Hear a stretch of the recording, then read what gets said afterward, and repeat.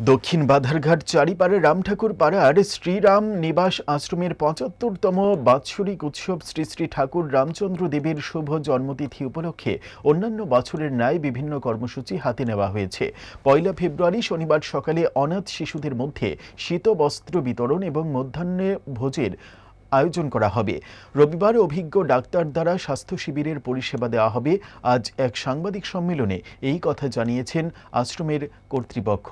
সিজা institute of kidney sciences কিডনির জটিল রোগের চিকিৎসার জন্য এক উৎকৃষ্ট প্রতিষ্ঠান, যেখানে উত্তর পূর্ব ভারতের প্রথম এবিও অসামঞ্জস্য কিডনি প্রতিস্থাপন এবং মৃত ব্যক্তির কিডনি প্রতিস্থাপন করা হয়। এখানে ১১৫টিরও বেশি কিডনি প্রতিস্থাপন এবং উত্তর পূর্ব ভারতের সবচেয়ে বেশি হিমোডায়ালিসিস করা হয়েছে এবং এই সংখ্যা দিন দিন বাড়ছে। সিজা institute of kidney sciences Tripura সরকার সহ অরুণাচল প্রদেশ, মেঘালয়, মিজোরাম, মণিপুর এবং নাগাল্যান্ড সরকার দ্বারা স্বীকৃতি